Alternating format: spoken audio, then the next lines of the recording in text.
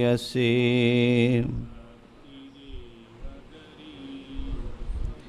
स्वस्वरूपानुसन्धानं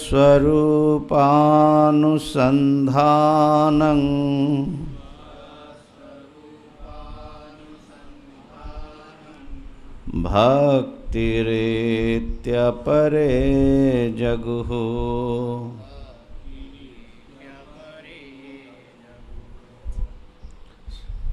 स्वस्वरूपानुसन्धानं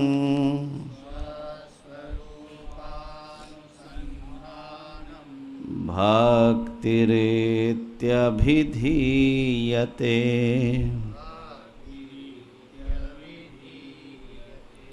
स्वात्मतत्त्वानुसन्धानं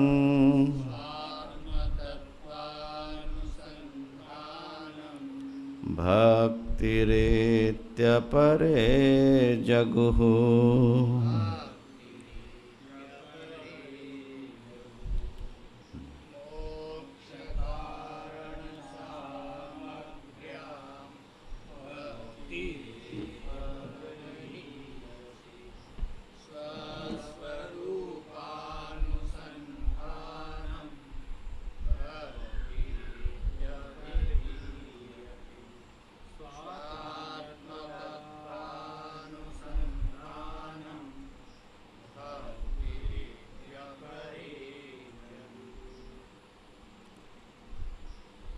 मोक्ष के कारण सामग्री में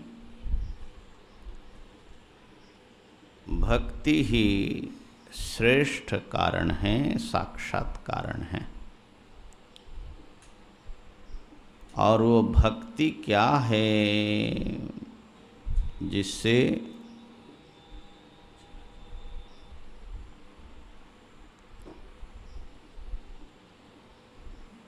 जो भक्ति श्रेष्ठ कारण है ब्रह्म ज्ञान के, जिस भक्ति के द्वारा ब्रह्म ज्ञान की प्राप्ति होती है, उस भक्ति का स्वरूप क्या है? वो है स्वस्वरूप अनुसंधानम। स्वस्वरूप अनुसंधानम भक्तिर इत्यभिधीयते। स्वस्वरूप का अनुसंधान, इसी को भक्ति कहा जाता है। वेदांत विद भी नहीं चल रहा आपका?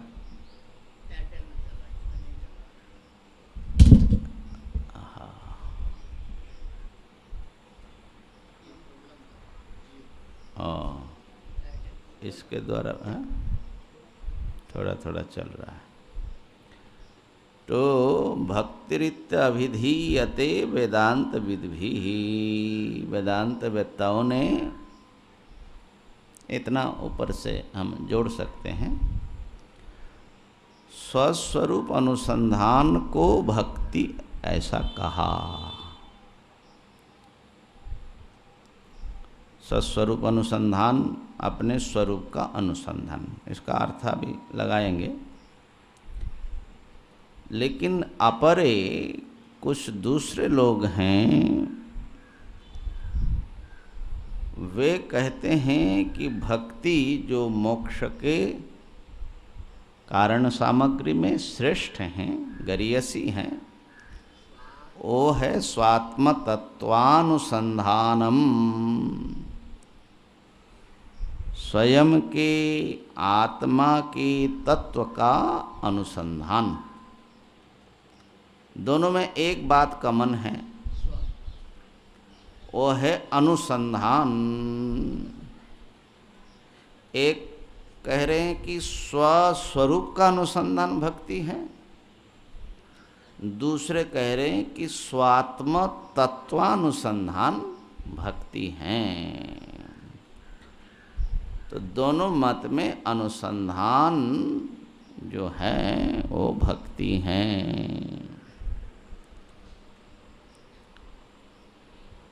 ऐसे जो हम लोगों ने चर्चा की, प्रायः जो द्वैत सम्मत भक्ति हैं, भगवान के अनुसंधान को भक्ति कहा जाता है।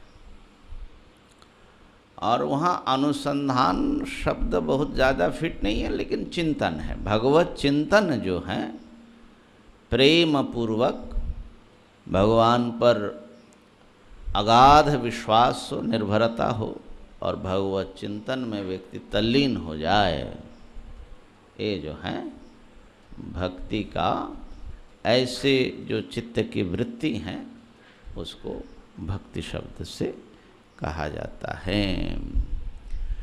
तो वेदांत में यहाँ पर अनुसंधान को भक्ति कह रहे हैं, और अनुसंधान जो है स्वस्वरूप का अनुसंधान। तो स्वस्वरूप का अनुसंधान क्या चीज़ है? स्वस्य स्वरूपम, स्वस्वरूपम, स्वस्य यत् स्वरूपम, स्वयं का जो स्वरूप है उसका अनुसंधान। तो स्वरूप क्या चीज़ होता है? किसी भी वस्तु का स्वरूप क्या होता है? किसको स्वरूप कहा जाएगा? वस्तु का स्वरूप जो उसका अपरिवर्तनीय रूप,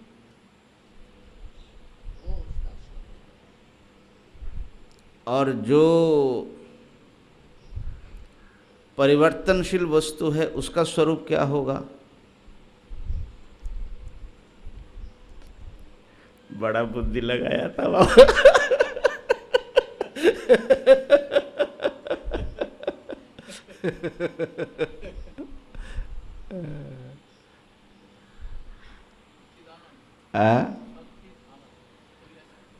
माया का स्वरूप क्या है? वो भी सच्चिदानंद है। जगत का स्वरूप कैसा है? तो स्वरूप माने यथार्थ जो उसका रूप है, उसका जो वास्तविक रूप है, किसी भी पदार्थ का जो वास्तविक रूप है उसी को उसका स्वरूप कहा जाता है। सत्य वस्तु का स्वरूप सत्य होता है, मिथ्या वस्तु का स्वरूप मिथ्या ही होगा ना, ऐसा है।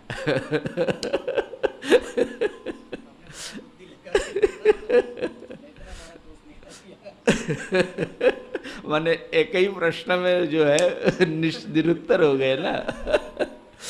तो हाँ, तो देखिए, स्वस्य जत स्वरूपम माने यथार्थ रूपम,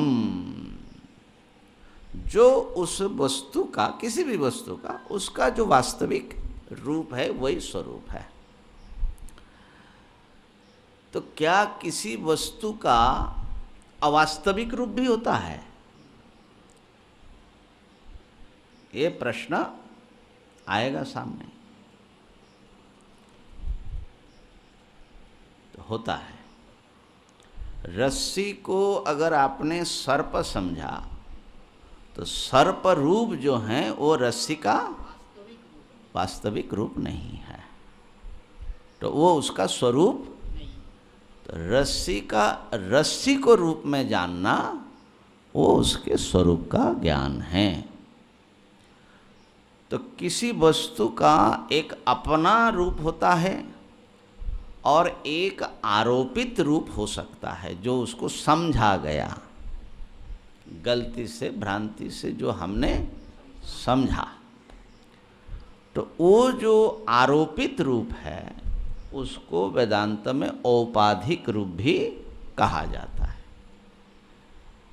तो स्वयं का जो वास्तविक रूप है, स्वयं यहाँ पर साधक है, जो साधन चतुष्टय संपन्न हो करके वेदांत विचार के लिए बैठा है, उसका जो अपना वास्तविक रूप है, वो स्वरूप है उसका जो औपाधिक रूप है, आरोपित रूप है, कुछ और दिख रहा है, वो नहीं, उसको हटा करके वास्तविक रूप का जब अनुसंधान हम लोग करते हैं उसको बोलते हैं भक्ति। जैसे एक उदाहरण ले लीजिए, स्फटिक है, स्वच्छ होता है, निर्मल होता है, लेकिन जपा कुसुम की सन्निधि में वो लाल दिखता है। तो ये जो रक्त स्फटिक हम देख रहे हैं, ये रक्तिमा उसका स्वरूप है क्या?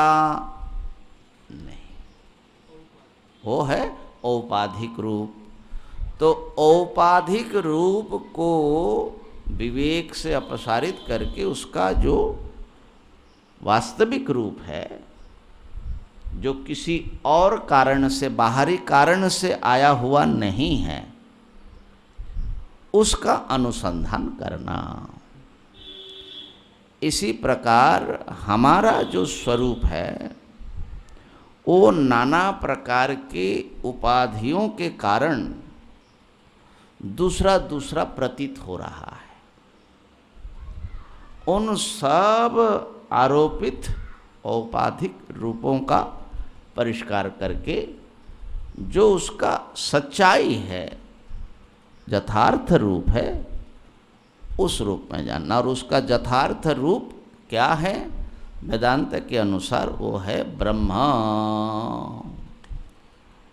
हमारा यथार्थ स्वरूप है अनंत सच्चिदानंद।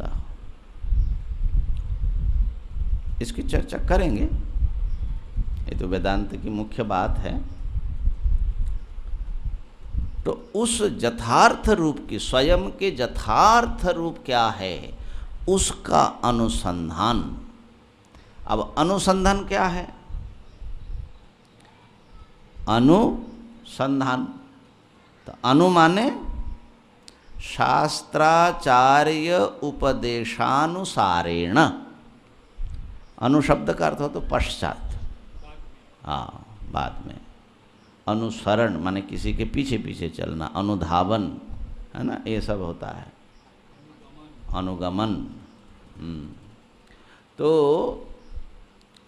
यहाँ पर अनुसंधान करना है। अनुसंधान करना है वेदांत शास्त्र में जैसा आपका स्वरूप बताया है,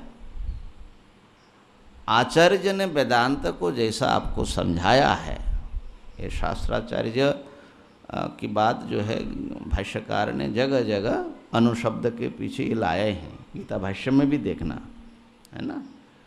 तो शास्त्राचार्य उपदेशानुसारेण चिंतनम, शास्त्र जैसे बतला रहे हैं, आचार्य जैसे बतला रहे हैं, उसके, हाँ, गुरु, आचार्य माने गुरु हुआ, शास्त्र को जैसा उन्होंने पढ़ाया है ना, उसके अनुसार अपने स्वरूप का चिंतन करना। लेकिन चिंतन कैसा? चिंतन क्या चीज़ होता है? चिंतनम अत्र न तो भावना रूपम। ध्यान, ये यहाँ पर जो है ना, ध्यान देने की चीज़ है। शास्त्र ने जैसे बतलाया ऐसा हम सोच रहे हैं कि मैं सच्चिदानंद स्वरूप ब्रह्म हूँ, समझ नहीं रहे, उसका नाम चिंतन माने अनुसंधान नहीं है। चिंतन तो होगा, हाँ, अधिकतर हम लोग ऐसे ही करते हैं और सरल पड़ता है वो ना, भावना करने में मेहनत कम है। गुरुजी ने बताया कि तुम ब्रह्म हो, तो हम जो है अपने को भावना करने की कोशिश कर रहे। हमारा अनुभव तो बोल रहा है कि मैं ब्रह्म नहीं हूँ, मैं छोटा हूँ, देहधारी हूँ, लेकिन हम अपने को ब्रह्म समझने की या ब्रह्म सोचने की कोशिश करते हैं। उसकी बात यहाँ पर नहीं आ रहा है। यहाँ पर प्रमाण व्यापार रूपम चिंतनम माने वेदांत के वाक्य प्रमाण के अनुसार अपने स्वरूप का खोज करना। खोज अलग होता है और भावना अलग होती है। तो खोज और भावना में झट से फर्क समझ लीजिए, वो हमेशा काम आएगा क्योंकि आगे भी अनुसंधान की बात करनी है। यहाँ पर विवेक चूड़ामणि में ही मेरे ख्याल से कुछ देर बाद ही एक श्लोक आता है कि जैसे कोई निधि की बात है, निधि माने खजाना, कहीं मान लो भूमि में या पर्वत में कहीं पर जो है बहुत खजाना गड़ा हुआ हो, सोना दाना फलाना ठिकाना, और उसके विषय में एक आपको मानचित्र मिल गया, माने नक्शा, और जब आपने उसको किसी आप्त व्यक्ति को, विश्वस्त व्यक्ति को दिखाया जो बहुत अनुभवी हैं, ये 67 जो श्लोक है ना उसमें है, आप्तोक्तिं खननम तथोपरि शिलाद्युत्कर्षणं स्वीकृतिम निक्षेपः समपेक्षते नहि बहिः शब्दस्तु निर्गच्छति तद्वद् ब्रह्मविदोपदेशमननध्यानादिभिर्लभ्यते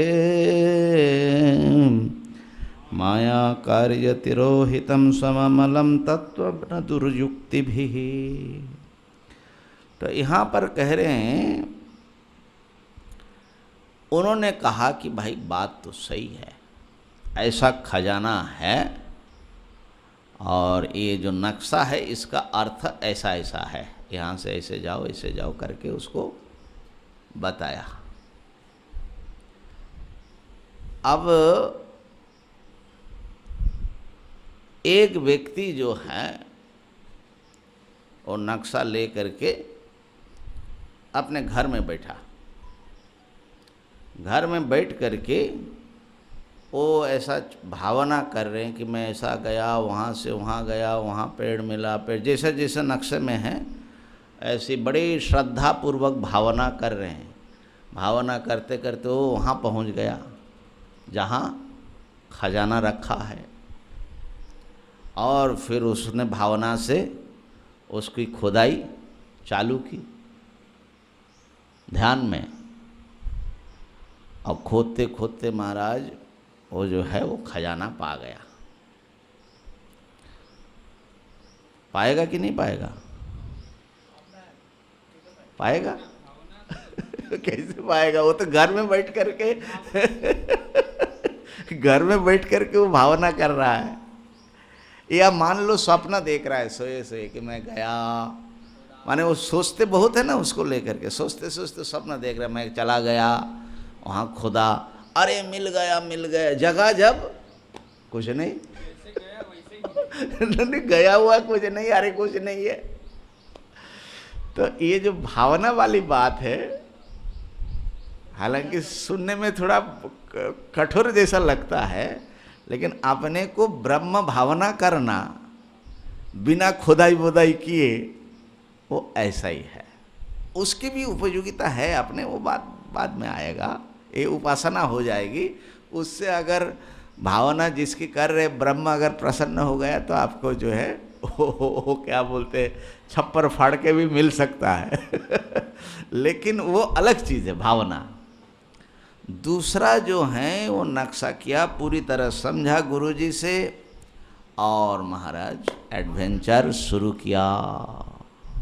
ये साधन चतुष्टय सब रसद बसद लिया और जाम किया, निकला घर से, और निकल करके नाना प्रकार के मार्गों की कठिनाई को झेलता हुआ वो पहुंचा। वहाँ पहुंच करके खोदने लगा, और सचमुच और खोदते खोदते जो हैं वो शिला आदि सब उखाड़ फेंक फूंक करके फिर देखा कि वहाँ निधि है, खजाना है, फिर उसको स्वीकार किया। तो आप्तोक्तिं खननम शिलाद्युत्कर्षणम तथा स्वीकृतिम, है ना। तो आप्तोक्ति तो हो गया श्रवण, कितना नंबर बताया? आप्तोक्तिं खननम, एक खनन जो है ना मनन हो गया, उपरि शिलादि उत्कर्षणम तथोपरि शिलाद्युत्कर्षणम, माने विजातीय वस्तु को बाहर फेंकना। न वो 67वां श्लोक के ऊपर माने भाष्यकार ने जो वो बताया, उस श्लोक के अनुसार श्रवण मनन समझा रहे हैं। और फिर स्वीकृतिम, एक्सेप्ट कर लेना, ये मिल गया माने साक्षात्कार, ठीक है ना। इसके बिना खाली आप रटते रहे खजाना खजाना, अहम ब्रह्म, तो उससे खजाना नहीं मिलेगा। तो ये जो दो व्यक्ति का अप्रोच है, ये विचार करने वाले का अप्रोच है, वो दूसरा वाला वो अनुसंधान करता है, और दूसरा अनुसंधान नहीं करता, वो चिंतन करता है कि मिल गया मिल गया। एक दूसरा उदाहरण हम कई बार देते थे पहले जब पंचदशी पढ़ाए थे। एक व्यक्ति जो है वो चाहता है कि मैं बहुत धनी व्यक्ति बन जाऊं, टाटा जैसा, तो अपने को टाटा समझने लगे। तो टाटा समझते समझते धीरे धीरे उसको पूरा विश्वास हो गया कि मैं ही टाटा हूं, विश्वास हो गया। तो टाटा बना कि नहीं बना वो? अरे भाई, जेब में जब पैसे की बात आएगी तब टाटा हवा हो जाएगा ना। कल्पना से तुम विश्वास ही कर लिया, अपने आप को तुमने तो कन्विंस्ड कर लिया, लेकिन उससे दुनिया कन्विंस्ड होगा थोड़े। तुम्हारे बैंक में बैलेंस है क्या? तो ऐसे ही भावना अथवा ध्यान मात्र का जो ब्रह्म भावना है, उसका ऐसा ही परिणाम है। और दूसरा जो है वो भी टाटा बनना चाहा, मेहनत किया, व्यापार किया, बहुत कष्ट झेला, और धीरे धीरे उसने टाटा जैसा पैसा हासिल किया। दोनों में जैसा अंतर है, एक भावनाजन्य टाटा और एक वास्तविक टाटा। भावनाजन्य टाटा जो है वो निरंतर भावना करते रहना पड़ेगा, नहीं तो जैसे ही धक्का खाएगा, अरे मैं तो टाटा नहीं हो जाएगा। लेकिन जो सचमुच बन गया उसको कुछ करने की जरूरत नहीं है। इसीलिए उपासक को आमृत्यु मैं ब्रह्म हूँ इसको पकड़े रखना पड़ता है। और जो अनुसंधाता है वो एक बार मैं ब्रह्म हूँ समझ गया तो फिर और कुछ करने की ज़रूरत नहीं होती। तो इसलिए यहाँ पर जो अनुसंधान है ये गवेषणा है, ये रिसर्च है अपने स्वरूप का, है ना। तो इस प्रकार से पूरे जो सस्वरूप अनुसंधान, इतना जो भक्ति का जो परिभाषा भाष्यकार ने दिया, एक पद में दिया, माने सस्वरूप अनुसंधान तो एक पद है, स्वयं के यथार्थ जो स्वरूप है उसका खोज करना, ये भक्ति है। और खोज करके पा लिया तो बात फल हो गया भक्ति का, साक्षात्कार उसका फल है।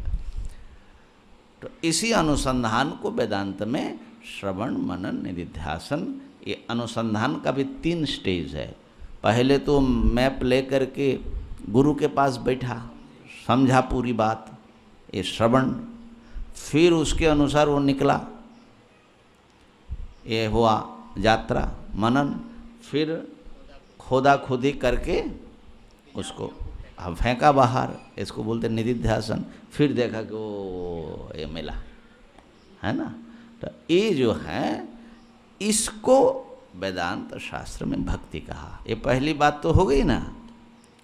अच्छा, दूसरे जो लोग हैं वो इससे पूरे संतुष्ट नहीं है, इस वर्णन से ऐसा लगता है। तो वो लोग कहते कि नहीं, सस्वरूप अनुसंधान मात्र भक्ति नहीं है। तो वो क्या है? हाँ, अब इसको ज़रा समझिए। स्वात्म तत्वानुसंधान, अनुसंधान तो यहाँ भी वही है विचार, लेकिन अनुसंधान किसका? स्वात्म तत्व का। ये स्वात्म तत्व क्या है? तो इसको ऐसे लगाए, स्वस्य स्व आत्म तत्व, 3 पद है ना। तो स्वस्य आत्मनश्च तत्वम यत् तस्य अनुसंधानम। स्वस्य आत्मनश्च यत् तत्वम तस्य अनुसंधानम। तो स्वस्य कहने से साधक के स्वयं का, वो है त्वम पदार्थ वेदांत की भाषा में। स्वस्य माने त्वम पदार्थस्य, और आत्मनः माने स्वयं का और आत्मा का जो तत्व है उसका अनुसंधान। ठीक है ना। तो स्वयं का हुआ तम पदार्थ का, तम पदार्थ का तत्व, और आत्मनश्च, तो तम पदार्थ से अलग आत्मा कौन है? तत्पदार्थ, परमात्मा। तत्पदार्थस्य, दोनों का तत्व क्या है? तम पदार्थ का तत्व क्या है? तत्व माने उसका वही वास्तविक जो यथार्थ स्वरूप। तो तत्वम माने दोनों एक है, ऐक्यम। तम पदार्थ का तत्व है तत्पदार्थ से अभेद, ब्रह्म भिन्नता, और तत्पदार्थ ईश्वर का वास्तविक स्वरूप है, वो स्वयं से अभिन्न। यही तत्व है। तत्व माने ऐक्यम तस्य अनुसंधानम। ठीक हो गया ना। तो यहाँ पर प्रसिद्ध जो वेदांत की प्रक्रिया है, तम पदार्थ का शोधन करो, फिर तत्पदार्थ का शोधन करो, और दोनों जो एक है वाक्यार्थ उसका अनुसंधान करो। तो इससे क्या हुआ? खाली तम पदार्थ के अनुसंधान को माने स्वस्वरूप अनुसंधान जो है ना, मालूम पड़ रहा है कि खाली तम पदार्थ का अनुसंधान, स्वयं के स्वरूप का अनुसंधान, तो एक बड़ी चीज छूट जा रही है, तत्पदार्थ। तो इन लोगों को ऐसा लग रहा है कि स्वस्वरूप अनुसंधान कहने से बात पूरी हुई नहीं। ये तो सांख्य दर्शन वाले हो गए, जैसे वेदांती तो नहीं हुए। दृष्टा दृश्य का विवेक करके शुद्ध पुरुष स्वरूप को खाली समझा, तो ये तो आधा हो गया। तो इसलिए वास्तविक ये होगा कि तत्त्वमसि, इस वाक्य में जो पद आए हैं, तत्पद और तम पद, उनका जो अर्थ है और दोनों मिल करके जो वाक्यार्थ बनता है ऐक्य, उसका अनुसंधान है। तो यही वेदांत के श्रवण मनन निधिध्यासन ही है, लेकिन इसमें इनको मालूम पड़ता है कि पूरी कंप्लीट बात हो रही है, संपूर्ण बात आ रही है। अब बात कुछ ठीक भी लगता है, क्योंकि हमने भी देखा कि बहुत बार जो है सस्वरूप अनुसंधान जो है वो सांख्य सम्मत ही होकर के रह जाता है। मैं शरीर आदि नहीं हूँ, इतना ही समझ करके संतुष्ट हो जाता है, क्योंकि वो ईश्वर को अस्वीकार कर देता है। तो इस खतरे से बचने के लिए कुछ लोगों ने कहा, ये लोग वेदांती हैं, कहा कि इसको ऐसे कहिए तो वो ठीक पड़ेगा। तो ये हो गया सात्म तत्व का अनुसंधान, माने वाक्यार्थ का अनुसंधान। थोड़ा तो समस्या हो गया। क्या? भगवान भाष्यकार का मत कौन सा है? पहला वाला। हाँ, तो अभी तो उनका खंडन करके इसको एस्टेब्लिश करेंगे ना। ये लोग क्यों उससे संतुष्ट नहीं हुए वो बता रहे हैं, फिर भाष्यकार क्यों इससे संतुष्ट नहीं है वो बताना पड़ेगा भैया। देखिए भाई, शास्त्र का अर्थ निकालना है, भाष्यकार के वचनों का तात्पर्य अनुसंधान करना है ना। अब ये ज़्यादा कंप्लीट मालूम पड़ रहा है कि नहीं? दूसरा वाला ज़्यादा ठीक मालूम पड़ रहा है। ऐक्य तक पहुँच जा रहे हैं, माने दो पदार्थ और दोनों पदार्थ पद मिल करके जो एक वाक्य बनता है वो वाक्यार्थ है ऐक्य, है ना।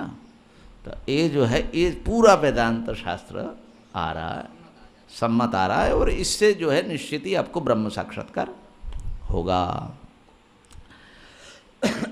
अच्छा, एक दूसरे ढंग से भी इसको लगा सकते हैं। हाँ, सात्म तत्व का ये क्या है? अथवा स्वस्य माने जीवस्य, स्वयं यहाँ कौन है? जीव, जो अनुसंधान कर रहा है। जीवस्य यह आत्मा, जीव का जो आत्मा है, जो साधक है उसकी जो आत्मा है, ऐसा अर्थ लगाइए। तो स्वात्मा बहुत बार ऐसा ही होता है, मैंने हमारी अपनी आत्मा। तो जो आत्मा, वो आत्मा कौन है? तो वो आत्मा है हृदयस्थ ईश्वरः। हृदय में जो आत्मा रूप में बैठे हुए है ना, ईश्वरी है ना, अहम आत्मा गुणाकेश है ना। तो ईश्वर जो है जीव के वास्तविक आत्मा है। तो जीव अपने जो आत्मा है माने ईश्वर, तस्य तत्वानुसंधान, उस ईश्वर के तत्व का अनुसंधान। वो क्या है? ईश्वर ही समस्त जीवों की आत्मा के रूप में बैठे हैं और संपूर्ण जगत रूप में भास रहा है। माने एक ईश्वर तत्व ही जीव जगत सब रूप में प्रतीत हो रहा है।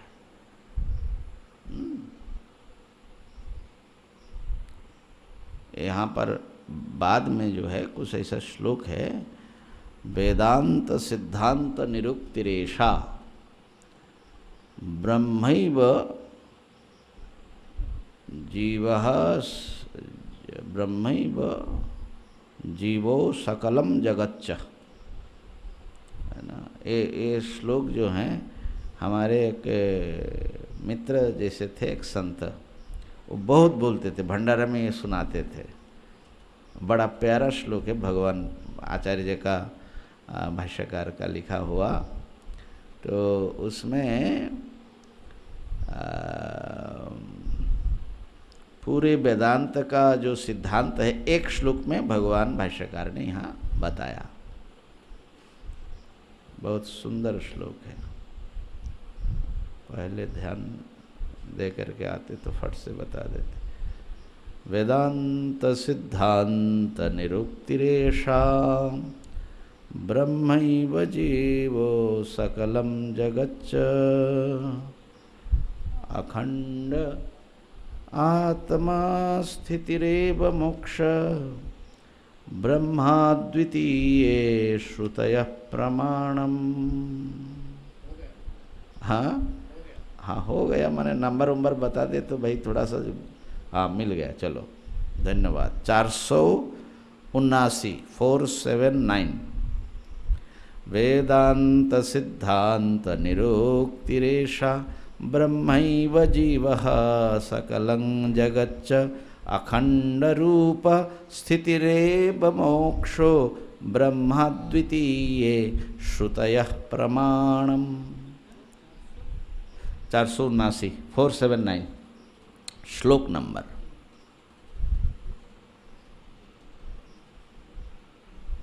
मिल गया ना। वेदांत सिद्धांत निरुक्तिरेषा, भाई वेदांत के जो सिद्धांत हैं उस सिद्धांत की निरुक्ति क्या है, माने उसका सिद्धांत का कथन क्या है। ऐसा ये सुनो, ब्रह्मैव जीवः सकलम जगच्च, एक ब्रह्म ही जीव और जगत रूप में भास रहे हैं, माने सर्वं खलु इदं ब्रह्म। और अखंड रूप स्थितिरेव मोक्ष, इस अखंड ब्रह्म रूप में अवस्थान करना ही मोक्ष है। कहा कि इसमें ये जो आप बोल रहे हो इसमें कोई प्रमाण है? कहा कि हाँ, ब्रह्माद्वितीये श्रुतयः प्रमाणम। सारी यही बात कहती है, एकमेव अद्वितीयम। तो क्या अर्थ हो गया इसका पूरा? तो स्वयं के जो आत्मा है ईश्वर, ईश्वरी सर्वरूप में हैं, ये जब तक आप न समझ ले तब तक अनुसंधान करते जाओ। एक ब्रह्म जगत जीव सब रूपों में भास रहे हैं, भासते हुए भी एक ही है। उनका जो तत्व है माने एकमेव अद्वितीयम, उसका अनुसंधान करना। पहले से इसका फर्क ये है कि यहाँ पर स्वयं की आत्मा करके, हाँ, तम पदार्थ के भीतर जो ईश्वर तत्व बैठे हुए हैं उसके अनुसंधान पर ज़्यादा, माने उनके ऊपर प्रधानता से फोकस कर रहे हैं। सात्म तत्वानु, अच्छा देखो अब तीन चीज़ व्याख्यान आ गया ना। स्वस्वरूप अनुसंधान ऐसा लगता है कि तम पदार्थ प्रधान, तम पदार्थ से माने मैं कौन हूँ, इस प्रश्न पर चल रहे हैं, ठीक है, और जाकर के पहुँचते मैं ब्रह्म हूँ। दूसरा जो चल रहे हैं वो तत्वमसि वाक्य को लेकर के चल रहे हैं। आत्म तत्वानुसंधान का जो पहला व्याख्या है, स्व का और आत्मा का दोनों का जो तत्व है ऐक्य, उसका अनुसंधान, ये वाक्यार्थ अनुसंधान चल रहा है उनका। और ये जो तीसरे हैं वो जो हैं स्वयं के भीतर आत्मा रूप में जो अंतर्यामी ईश्वर बैठे हुए हैं, उनके माध्यम से माने तत्पदार्थ की प्रधानता से ये आगे बढ़ रहे हैं, ठीक है ना। इस पर विचार करेंगे, लेकिन ये मेरे ख्याल से ये तीनों चीज़ उपनिषदों में खोजेंगे तो विचार कौन कहाँ से शुरू कर रहे और कहाँ पहुँच रहे हैं ये मिलेगा। कोई अनुसंधान कर रहे, अब मैं कौन हूँ, इसको इस यहाँ से मैं कौन हूँ खोजते खोजते वो पहुँच जाता है कि मैं और ईश्वर अब एक हूँ, वो ईश्वर में पहुँच जा रहे हैं, क्योंकि मैं के रूप में वही बैठा है। और कोई किसी के मन में ये आया कि भाई इस जगत का कोई कारण है, किसने बनाया, तो ईश्वर से शुरू कर रहे हैं। और खोजते खोजते ये ईश्वर कौन है, खोजते खोजते आकर के उनको ईश्वर जो है सबकी आत्मा के रूप में है, मेरे से अभिन्न है, यहाँ पर आकर के वो पूरा होता है। माने अद्वैत में ही पूर्ण होगा, लेकिन खोज शुरू होता है, कोई यहाँ से शुरू कर रहा है, कोई वहाँ से, जिसका जैसा संस्कार है, जहाँ वो बैठे हुए हैं वहाँ से ना उसकी यात्रा शुरू होगी। तो इसलिए ये अनुसंधान के रूप जो हैं थोड़े अलग अलग होगा साधक के अनुसार। तो इस प्रकार से स्वस्वरूप अनुसंधान ये जो हैं आचार्य जी ने कहा यही भक्ति का स्वरूप है, और दूसरे लोगों ने स्वात्म तत्वानुसंधान करके कहा। अच्छा, अब इसमें जो है आचार्य जी ने उसको अपर मत में क्यों डाला, ये प्रश्न रह गया। तो आचार्य का मत है कि स्वस्वरूप अनुसंधान कहने से वो जो सारी बातें आप कहना चाहते हो ना, वो इस स्वस्वरूप अनुसंधान में सब आ जाता है।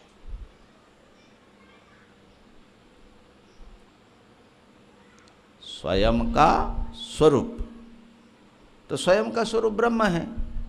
तो इसलिए बीच में अगर रुक गया आपने, स्वयं का स्वरूप खाली तम पदार्थ को शोधन करके जैसे सांख्यीय प्रक्रिया के अनुसार रुक गया, तो वो तो स्वरूप नहीं हुआ, वो वहाँ तक पहुँचना वो स्वरूप नहीं है, वो सोपाधिक रूप है। तम पद का लक्ष्यार्थ तक आप पहुँचे तो स्वरूप अनुसंधान कंप्लीट नहीं हुआ। तो इसलिए आपको ऐसा बताने की ज़रूरत नहीं कि तम पदार्थ को अलग से अनुसंधान करो, तत्पदार्थ को अलग से अनुसंधान करो। स्वयं के स्वरूप का अनुसंधान करते करते ही तत्पदार्थ से अभिन्नता हो जाएगी। इसलिए ऐसा अलग से, माने बात तो सब एक ही कर रहे हैं, खाली परिभाषा में फर्क आ रहा है। तो स्वयं का स्वरूप क्या है, ब्रह्म, तो उसका अनुसंधान, तो इतने से तो सारी बात आ गई ना। जो आपने कहा तम पदार्थ का, तत्पदार्थ का, उनके ऐक्य का, आखिर जिज्ञासु जो हैं स्वयं के स्वरूप का अनुसंधान करते करते ब्रह्म तक पहुँचते हैं। और मेरे ख्याल से भाष्यकार जो हैं ऐसा मानते हैं कि यहाँ से शुरू करना ज़्यादा स्वाभाविक है। जो प्रत्यक्ष सिद्ध वस्तु हैं, इस पर थोड़ा विचार हुआ ब्रह्मसूत्र के टीकाकारों में, थोड़े सूत्र भाष्य के टीकाकारों में। सूत्रकार शुरू कर रहे अथा तो ब्रह्म जिज्ञासा, ब्रह्म की जिज्ञासा, और जन्मादेश से जाता माने जगत कारण से अनुसंधान, तत्पदार्थ की प्रधानता से। लेकिन भाष्यकार शुरू कर रहे जुष्मद अस्मत् प्रत्यय गोचरयोर विषय विषयिणो हो, माने तम पदार्थ का मैं और तुम, इसमें जो है मैं का जो वास्तविक स्वरूप है, आत्मानात्मा विवेक जिसको बोलते, वहाँ से। तो कहा कि भाष्यकार जो हैं ऐसा क्यों शुरू किया, सूत्रकार ने तो ब्रह्म से शुरू किया। अब ये कौन सी टीका में आया, नाम तो हमको याद नहीं है, लेकिन ये बेचारा अब जो मालूम पड़ रहा है कि इसमें जो कुछ बात है ना। कहा कि देखिए ब्रह्म ही तो हमारा लक्ष्य है, इसलिए ब्रह्म से शुरू करना तो सूत्रकार को जो ने किया वो ठीक ही लगा, लेकिन फिर भी ब्रह्म जो है परोक्ष है हमारे लिए इस समय, और अहम जो है ये प्रत्यक्ष है। तो प्रत्यक्ष सिद्ध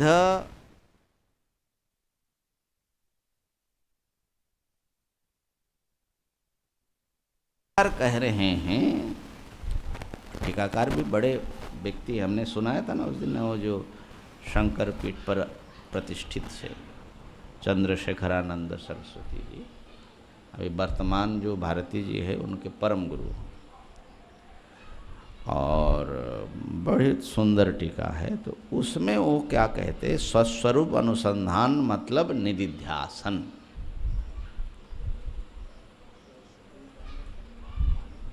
निदिध्यासन श्रवण मनन को गरीयसी भक्ति में नहीं डाला, निदिध्यासन को खाली लिया। उनका शब्द जो है यादवेंद्र जी ने भेजा था, तो हम सुना देते, थोड़ा ग्रंथ की शुद्धि हो जाएगी। मोक्ष कारण सामग्र्यम स्वस्वरूप अनुसंधानम इति निदिध्यासनम उच्यते। यहाँ पर निदिध्यासन लिया उन्होंने खाली, हमने श्रवण मनन निदिध्यासन तीनों को लिया था। अब क्यों निदिध्यासन खाली ले रहे हैं, तस्यैव साक्षात्कारं प्रति साक्षात साधनत्वात्। निदिध्यासन के बाद ही साक्षात्कार हो जाएगा। तो श्रवण मनन निदिध्यासन के बिना जो है साक्षात्कार का कारण नहीं। तो साक्षात्कार ज़्यादा के कारण अंतरंग ज़्यादा निदिध्यासन हुआ, अंतरतम बताया, ठीक है ना। उसका स्वरूप बतला रहे, श्रुत्याचार्य उपदेशेन स आत्मा तत्त्वमसि इति श्रुतः यो अर्थः। स आत्मा तत्त्वमसि, वो जो सदैव सौम्य, हाँ, स आत्मा और तत्त्वमसि इति श्वेत केतु, ये जो श्रवण किया हुआ अर्थ है, श्रुतः यो अर्थ तब स्वरूपम ब्रह्म, उसका तात्पर्य हुआ तुम्हारा स्वरूप ब्रह्म है। तदेव त्वम, वही सद्वस्तु ब्रह्म ही तुम हो। इति तद अनुसंधानम, ऐसा जो अनुसंधान करना कि मैं ब्रह्म हूँ। अनुसंधान क्या, तद भावना धारा, हाँ अनुसंधान निदिध्यासन है ना। हाँ, भावना धारा क्या है, विजातीय प्रत्यय अतिरस्कृत सजातीय प्रत्यय प्रवाह रूपा। विजातीय प्रत्यय अतिरस्कृत, विजातीय प्रत्यय आकर के उसको काट नहीं रहा है, ऐसा जो मैं ब्रह्म हूँ की धारा, माने मैं ब्रह्म हूँ ये धारा ऐसा चल रहा है उनकी भावना कि मैं ब्रह्म नहीं हूँ, मैं देह हूँ, ऐसा जो बीच बीच में आ जाता है वो आ नहीं पा रहा है, तिरस्कृत नहीं है। निरंतर वही खाली वृत्ति की धारा चल रही है ना। हम लोग क्या बोलते हैं उसको, विजातीय प्रत्यय, उसका उसके लिए कोई दूसरा शब्द यूज़ करते हैं, प्रवाह। हाँ, विजातीय प्रत्यय हाँ, वो शब्द जरा अतिरस्कृत शब्द थोड़ा। अच्छा, तो ये समझ में आ गया ना। तो ये जो है, ऐसा जो निदिध्यासन है उसको इन्होंने स्वस्वरूप अनुसंधान कहा। और वो जो है साक्षात्कारे असाधारणम कारणम इति भावः। ये साक्षात्कार में असाधारण कारण है निदिध्यासन। और निदिध्यासन जो है इसीलिए वो गरीयसी माने मोक्ष कारण सामग्री में श्रेष्ठ है। समाधि नांग, वो जो समाधि है माने साधन चतुष्टय में जो आया है, वो उनकी जो कारणता है ऐसा साक्षात कारणता नहीं है, बता रहे। विचार द्वारक माने श्रवण मनन द्वारक, निदिध्यासन द्वारा कारणत्वम ज्ञाने। हाँ, शम दमादि साधन चतुष्टय क्या करेगा, तुमको श्रवण मनन रूप विचार में प्रवृत्त कराएगा। वो श्रवण मनन आपको निदिध्यासन में ले जाएगा, वो निदिध्यासन जो है साक्षात्कार में ले जाएगा। तो समाधि तो बहुत दूर का हो गया ना। इति भाव अस्य तु माने निदिध्यासनस्य तु साक्षात् इति भाव। अतएव मोक्षस्य कारणम माने अभिव्यंजकम, मोक्ष का कारण माने जन्य तो मोक्ष है नहीं, अभिव्यंजक जज ज्ञानम माने ब्रह्म ज्ञानम, तत्सामग्र्याम माने तत्साधन समुदाय मध्ये भक्तिरेव गरीयसी माने साक्षात् कारणत्वात् इति उक्तम। तो ब्रह्म ज्ञान की जो साधन सामग्री है उसमें निदिध्यासन ही गरीयसी है, ये तात्पर्य निकला। तो सामग्री क्या है, साच सामग्री माने ब्रह्म ज्ञान की सामग्री क्या है, साधन सामग्री विवेक आदि निदिध्यासनांता, विवेक से लेकर निदिध्यासन पर्यंत ये जो सब सामग्रियाँ है, बहुत सुंदर माने टीका है, ठीक है ना। तो ये तो स्वस्वरूप अनुसंधान हो गया निदिध्यासन। अब जो दूसरा है सात्म तत्वानुसंधान, उसको उन्होंने कैसे लगाया। अपरेशम मतमाह स्वात्मनः माने स्वस्य जीवस्य तत्वानुसंधानम, स्वात्मा के माने स्वयं जीव के तत्व का अनुसंधान। तत्व क्या है, तस्य भावस्तत्वम, उसका जो भाव है किसी पदार्थ का जो, तो तत्पद वाच्यार्थत्वम, ये तत्व है। हाँ, तस्य भाव है ना, तो तस्य माने कस्य, तत्पदस्य। हाँ, तत्वम परमात्मत्वम, इसका मतलब यही हुआ। तो स्वस्य जीवस्य जो परमात्मत्वम अनुसंधान करना है, ये तत्वानुसंधान। तस्य अनुसंधानम माने वास्तविक भेद सत्वे अपि अभेदेन उपासनम अहंग्रह उपासनम इति जावत तद भक्ति ही इति अपरे जगुहु। इसको उसको भक्ति माना। अहंग्रह उपासना माने अहम जो पदार्थ है जीव, इस अहम पदार्थ को ब्रह्म रूप से भावना करना, इसको बोलते हैं अहंग्रह उपासना। तो ये अहंग्रह उपासना तद भक्ति रीति अपरे जगुहु। अपरे क्यों कहा इसको, क्योंकि भेद बुद्धि पुरस्सराया भ्रांति रूपाया, वास्तविक तो भेद उसके दिल में है लेकिन वो भावना कर रहा है, तो इसीलिए इसकी भावना भ्रांति रूप है, प्रमाणजन्य नहीं है। भ्रांति रूपाया अस्या मुख्य भक्तित्वम नास्ति इति सूचितम। इसलिए अहंग्रह उपासना जो है ये मुख्य भक्ति में नहीं है, इसलिए भाष्यकार ने उसको अपरे कहा। तो उनके मत में, टीकाकार के मत में स्वस्वरूप अनुसंधान हुआ निदिध्यासन, और सात्म तत्वानुसंधान हुआ अहंग्रह उपासना। ये जो है यहाँ पर बताया गया। और हमारे जो व्याख्याता हैं भी बड़े पंडित हैं, क्या नाम है, दामोदर आश्रम जी माने मेधा चैतन्य जी, बहुत बड़े पंडित हैं।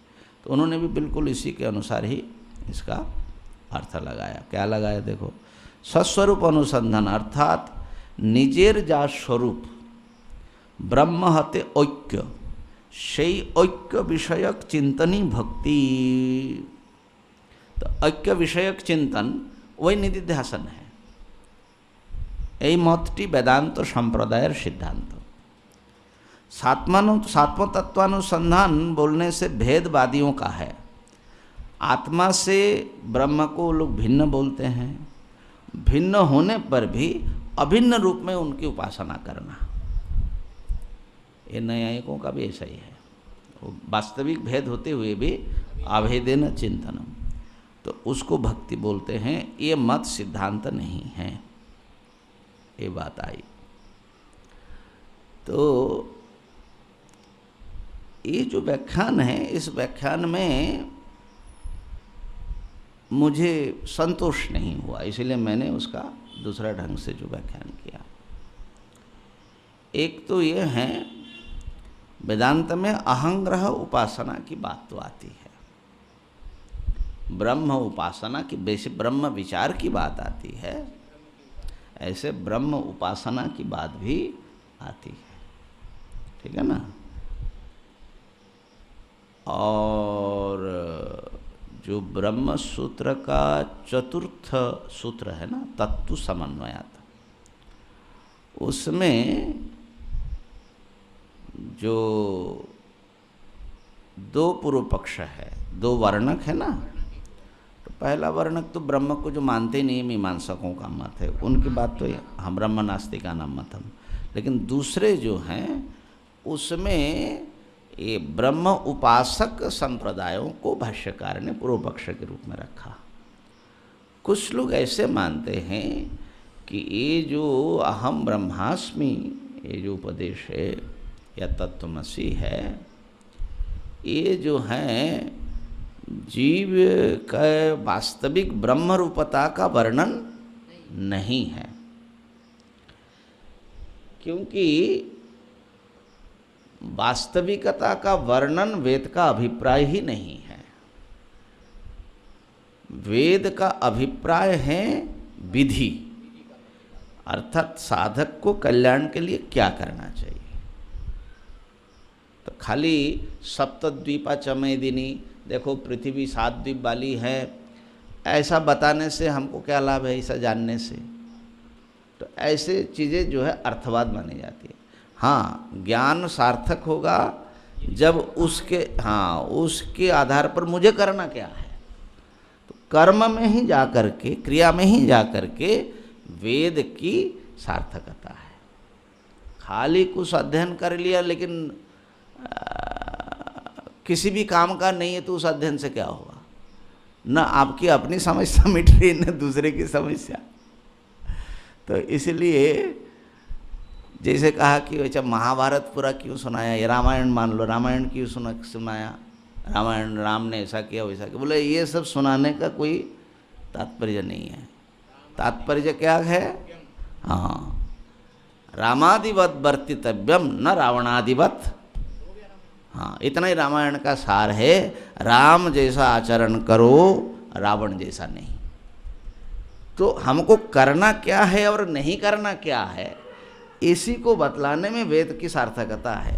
तो यहाँ जो अहम ब्रह्मास्मि मतलब मैं सचमुच ब्रह्म हूँ, ये बताने का कोई मतलब नहीं है, बल्कि ये बता रहे कि मैं ब्रह्म हूँ, ऐसा भावना करने से बड़ा लाभ है। तुम ब्रह्म हो कि नहीं हो उससे कोई मतलब नहीं। भावना करने से जब ऐसी उपासना करेंगे तो उस उपासना के कारण, निधिध्यासन के कारण आपका स्वरूप बदल करके ब्रह्मरूप हो जाएगा। तो आप भावना से पहले अभी ब्रह्म नहीं है, अभी जीव है, लेकिन भावना के बल पर एक अभिनव स्वरूप, ब्रह्म स्वरूप की प्राप्ति हो जाए, प्राकट्य होगा, वही मोक्ष है। तो इसमें और अपने में क्या फर्क है, क्या फर्क है? अपने यहाँ तो पहले से होता है, प्रकट जो होता है वो तो बनता है, बनेगा वो तो बिगड़ेगा, वो उनका वो भावना वाला बहुत ज़्यादा टिकेगा नहीं, अपना वाला परमात्मा ना। वो परमानेंट परिवर्तन हो जाता है। परिवर्तन कोई परमानेंट होता ही नहीं। अरे भाई लोहा सोना बन गया, सोना तो बन गया परंतु मिटेगा ना। हाँ सोना कभी लोहा भी बन जाएगा। तो जब आप ब्रह्म बन गए, अच्छी बात है ब्रह्म बन गए, लेकिन ब्रह्म बनने के बाद फिर जीव बनने का चांस तो रहेगा। बनेगा उसका तो रहता है। हाँ, तो इसलिए जो मुख्य वेदांत सिद्धांत है वो इस बात को स्वीकार नहीं किया कि ब्रह्म उपासना या भावना के बल पर आप ब्रह्म बन जाओगे, ऐसा नहीं। आप सोचो न सोचो आप अभी भी ब्रह्म है, उसको आविष्कार करना है। ये बड़ा भारी अंतर है, उसको लेकर के बहुत लंबा चौड़ा शास्त्रार्थ है चतुर्थ सूत्र में। तो मैं ये कहना चाह रहा था कि अहम ब्रह्मास्मि, इस प्रकार अहम तत्व को ब्रह्म के रूप में चिंतन करने का विधान वेदांत शास्त्र में है, लेकिन उस अहंग्रह उपासना को मुक्ति का कारण वेदांत में नहीं बताया। उस अहंग्रह उपासना से ब्रह्मलोक में जाएंगे और वहाँ जाकर के पुनः आपको ब्रह्म विचार करना है और आपको ब्रह्म साक्षात्कार के बाद ही आपको मुक्ति मिलेगी। ब्रह्म ज्ञान के बिना मुक्ति मिलने वाली नहीं है।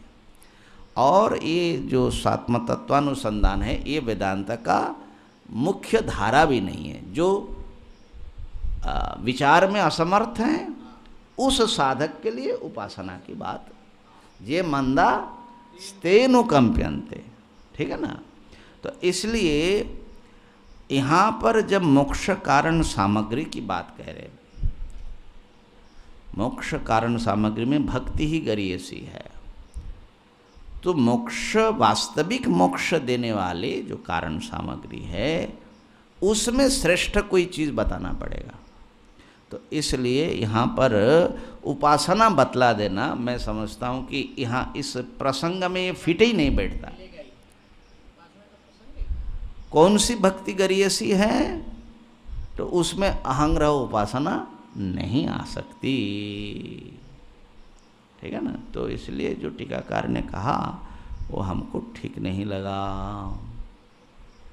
अच्छा, तो इसलिए यहाँ पर उपासना की बात नहीं, दोनों ही विचार की ही बात कर रहे हैं। दूसरी बात, जो उन्होंने पहले स्वस्वरूप अनुसंधान को केवल निधिध्यासन कहा है ना,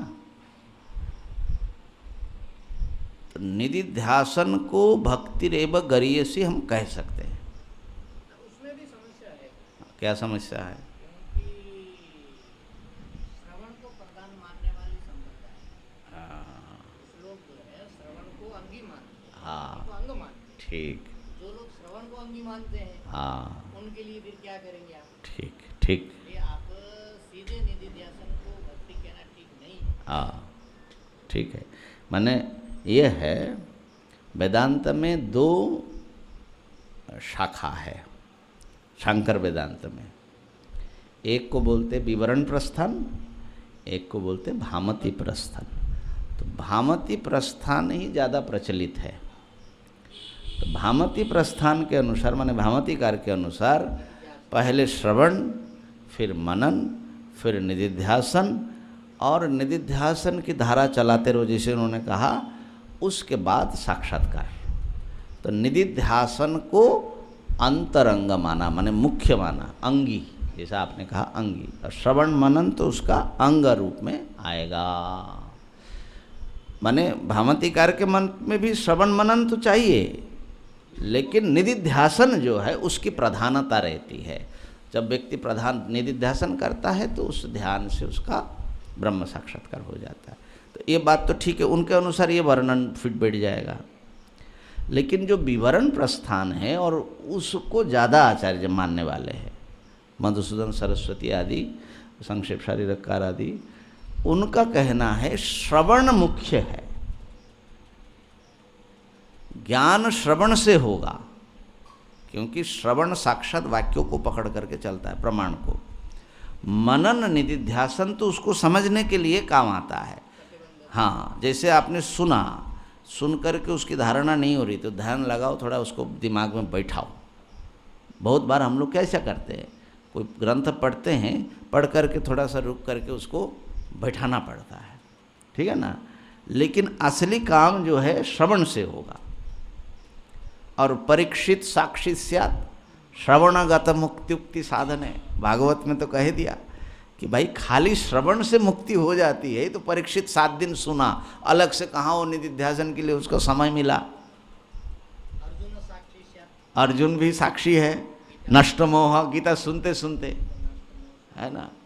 जनक जी बोलते हैं कि वो अष्टावक्र जी से मिलने गए थे और कुछ सुनसान करके जो है कुछ प्रश्न था, वो घोड़े पर बैठने जा रहे थे, तो जैसे ही वो जीने पर पैर रख करके एक पैर उठाया, तब तक अष्टावक्र जी ने अपने कुटिया से, अरे जनक तू शरीर नहीं है, तू दृश्य नहीं है, तू ब्रह्म है, ऐसा एक वाक्य बोला, उनका पैर वैसे ही रह गया।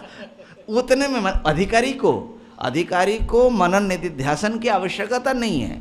मनन निधिध्यासन की आवश्यकता तो उसको है जिसको बहुत विपरीत भावना है, बहुत सारी समस्या है भीतर ना, उसके लिए तो मुख्य चीज़ जो है श्रवण हो जाता है। तो ये विवरण प्रस्थान का मत है। तो अगर खाली हम निधिध्यासन ले तो वो छूट जाएगा। अच्छा, दूसरी बात है, हमने जो भाष्यकार का अभिप्राय समझा, वो 4th अध्याय में प्रथम पाद में आवृत्तिर असकृद उपदेशात् लिंगाच्च, ये 2 सूत्र हैं, उसका जो निचोड़ हमने भाष्य से समझा था, तो वहाँ पर भाष्यकार ने विचार को ही मुख्य माना, निधिध्यासन को नहीं। बात यह है कि रस्सी को आपने सांप देखा, अब रस्सी को रस्सी समझने के लिए क्या करना है आपको? किसी ने कहा, प्रामाणिक व्यक्ति ने, कि भाई वो रस्सी नहीं है, वो सांप है, सांप नहीं है, वो रस्सी है। तो आप यदि सांप नहीं है रस्सी है, सांप नहीं है रस्सी है, इसकी आवृत्ति करते जाओगे तो वो रस्सी हो जाएगा? तो ध्यान लगाने से नहीं होगा। आपको टॉर्च लेकर के थोड़ा हिम्मत जुटा करके पास में जाओगे, और जैसे ही आपने प्रकाश फेंका, देखा कि रस्सी है। तो रस्सी को रस्सी समझने के लिए ध्यान की आवश्यकता, ध्यान खाली उतना ही है कि आप इधर उधर मत देखो, एकाग्रता से उसका अनुसंधान करो, ठीक है ना। तो और जब आपने देख लिया एक बार, क्या उसके बाद आपको बार बार उसको दोहराना पड़ता है? अरे ये सांप नहीं रस्सी है, आपने को बार बार समझाना पड़ता है क्या? एक बार देख लेने से ही काम हो जाता है। तो इन सब कारणों से श्रवण को ज़्यादा, या श्रवण माने मनन, श्रवण विचारपूर्वक, श्रवण भी एक विचार है, विचार को ज़्यादा महत्व दिया। तो इसलिए मेरे ख्याल से दोनों प्रस्थान को एक साथ में लाने के लिए श्रवण मनन निधिध्यासन, ये तीनों मिल करके ही वे भक्ति गरीयसी होती है। एक कहने से ज़्यादा संप्रदाय के समीप पहुँचेगा। दूसरी बात है, यहाँ पर मान लो कि ठीक है निधिध्यासन की बात भाष्यकार कह रहे, तो पहले तो थोड़ा श्रवण मनन की भी चर्चा कर देते, माने 6 संपत्ति की साधन चतुष्टय की चर्चा की, उसके बाद ही सीधे जो है भक्ति रेव गरीयसी कह दिया। तो उसमें अगर सीधे निधिध्यासन की बात करें तो बीच में श्रवण मनन गायब कैसे हो जाएगा? वो तो भामतीकार के मत में भी नहीं हो सकता। माने श्रवण मनन तो दोनों के लिए जरूरी है ना, चाहिए। तो इसलिए उसकी जिक्र यदि पहले कर देते, फिर कहते कि उनसे भी भक्ति रेव गरीयसी, तब तो निधिध्यासन वाला पक्ष फिट बैठ जाता। तो इसलिए श्रवण मनन निधिध्यासन तीनों को ही हमको ऐसा लगा कि स्वस्वरूप अनुसंधानम भक्तिरित्य विधीयते। एक बात और है, उन्होंने जिस ढंग से अनुसंधान का स्वरूप लिखा, भावना धारा, अनुसंधान अभी बताया ना, भावना धारा नहीं है, प्रमाणों का व्यापार है। तो अनुसंधान को, बल्कि निधिध्यासन भी हमारे यहाँ प्रमाण व्यापार ही है, प्रमाणों से करना पड़ेगा, ठीक है ना। तो इसलिए यहाँ पर स्वस्वरूप का अनुसंधान, अनुसंधान माने खोज। वो खोज कैसा होगा? तो वो होगा मेरा स्वरूप क्या है, इस प्रश्न के उत्तर खोजना। मैं कौन हूँ? और प्रायः वेदांत जिज्ञासु में, है ना, रमन महर्षि का तो बहुत प्रसिद्ध है, हो एम आई, है ना। तो ये जो अहम पदार्थ है, इस अहम पदार्थ को माने अपने को ठीक से समझना, इसकी खोज। अहम आत्मा गुणाकेश विभूति युग में आया ना, वहाँ पर भाष्यकार कहते कि जो इसको जो कर सकता है, भगवान ही आत्मा के रूप में है, ऐसा जो समझ सकता है, उसको आगे की विभूति चिंतन की आवश्यकता नहीं है। ये मुख्य विभूति है भगवान की। और बताया भी प्रथम बताया, इसीलिए तो बता रहे कि प्रथम इसलिए बताया कि वो मुख्य है, भाष्यकार ऐसा कहते हैं। तो अब यहाँ थोड़ा सा देख ले, ठीक है, बात तो ठीक हो गई, स्वयं के स्वरूप का अनुसंधान, लेकिन इसको भक्ति शब्द से कहना ये जंचता है क्या? मैं कौन हूँ, इसको मैं अपने स्वरूप को खोज रहा हूँ, ये मैं भक्ति कर रहा हूँ? ये एक माने भक्ति शब्द का जो प्रयोग कर रहे, इसमें ये थोड़ी शंका आ जा रही। विचार कहिए ठीक है, श्रवण मनन निधिध्यासन कहिए, वो भी ठीक है, इसको भक्ति कह दिया, ये एक प्रश्न अभी भी थोड़ा सा परिष्कार करना है। मैं कौन हूँ, इसका खोजना भक्ति कैसे?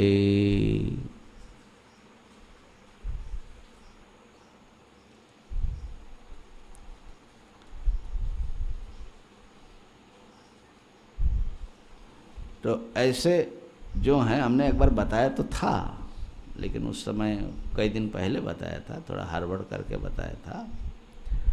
भक्ति शब्द का जो धातुगत अर्थ है वो भज धातु से हुआ, भजनम भक्ति। और भगवान भाष्यकार जहाँ भी भक्ति शब्द का अर्थ लगाते हैं तो भजनम भक्ति करते हैं। गीता भाष्य में देखना, प्रायः एक आध जगह कहीं और किया हो तो किया होगा, लेकिन भजन तो अपने स्वरूप का अनुसंधान, ये भजन है, ये भजन है। अच्छा, और उसमें भी देखिए, ये जो स्वरूप का अनुसंधान करना, ये बड़ा विचित्र चीज़ है। जरा सोचो, हम जब किसी चीज़ को खोजते हैं, अपने को क्या खोजना है? अपना तो स्वयं जो है सो है। खोजते किसको? दूसरी चीज़ को। तो स्वयं का खोज हो सकता है क्या? है? मैं तो मैं हूँ ही हूँ, मैं कैसे अपने को खोजूंगा? अरे भाई, खोजने वाला ही ना मैं हूँ। प्रश्न समझ में आया ना? और माने इसमें प्रश्न ये निहित है, भक्ति करने के लिए दो की ज़रूरत है, एक भक्त और उसका जो भजनीय माने भगवान, तभी भक्ति होती है। और यहाँ तो स्वयं को आप खोज को भक्ति बता दियो, यहाँ दो है क्या? है? एक ही है तो ना खोज हो सकता है ना भजन हो सकता है, कैसे होगा?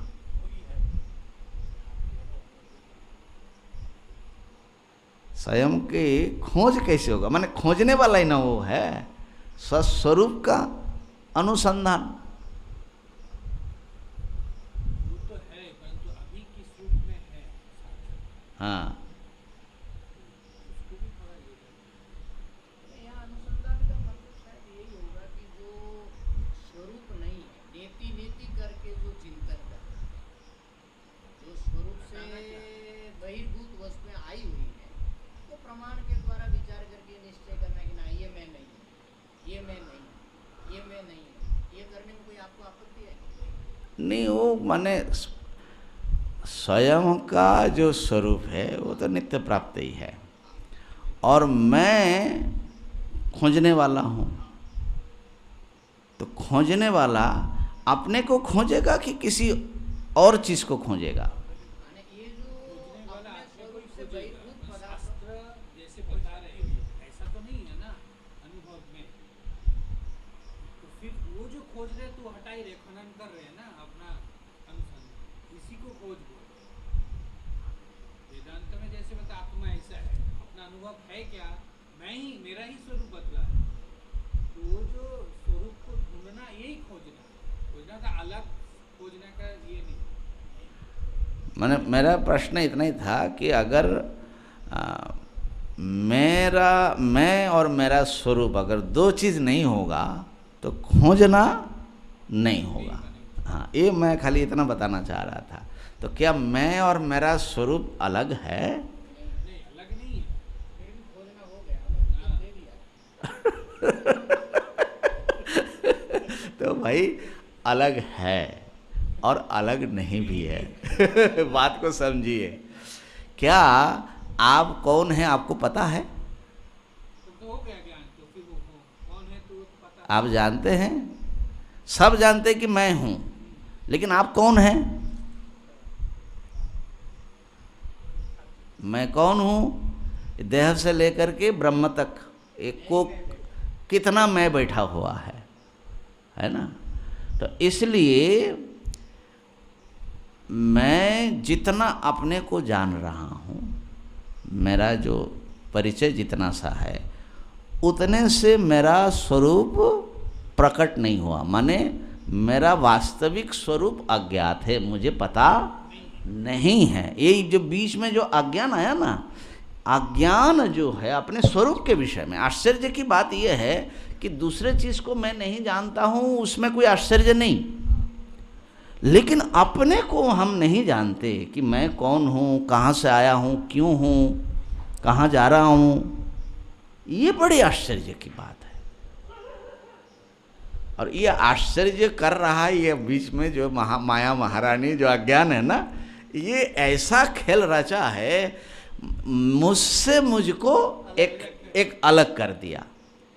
एक जो है अज्ञात जो मेरा स्वरूप है, जिसको मैं नहीं जानता हूँ, उसको जानना चाहता हूँ, वो है अनुसंधेय पदार्थ, माने जिज्ञास्य। और जिज्ञासु जो है, ये जितना दिखाई पड़ रहा है देह इंद्रिय से युक्त जो मैं कर रहा है। तो देखो यहाँ पर दो मैं आ गया, ध्यान देना। एक सोपाधिक मैं, जिसको मैं समझता हूँ कि ये मैं हूँ, हाँ, और एक जो मेरा असली स्वरूप है जिसको मैं नहीं जानता हूँ। सोपाधिक निरुपाधिक स्वरूप उसका है ना, निरुपाधिक।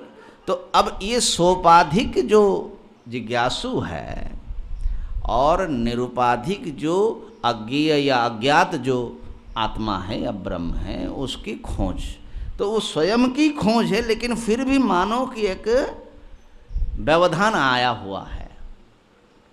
तो अब जो उस अज्ञात स्वरूप के पीछे पड़ा है कि जब तक वो न मिले उसको चैन नहीं, बताओ ये भक्ति होगा कि नहीं होगा? ऐसा जो विचार है, माने अपने ये भजन हो रहा है। देखो ये माने इसमें प्रेम भी है और पूरा समर्पण भी है, पूरी निष्ठा है, विश्वास है, जितने भक्ति के एलिमेंट है, अगर तड़प है, यदि अगर आप इसको ठीक ठीक से इसको समझ ले तो इसमें पूरा भक्ति घट रहा है भैया। अपने स्वरूप का अनुसंधान, ये कोई मामूली चीज़ नहीं है। सस्वरूप अनुसंधानम भक्तिरित्य विधीयते। इस पर कल थोड़ा और विचार कर लेंगे, है ना। ओम पूर्णमदः पूर्णमिदं पूर्णात् पूर्णमुदच्यते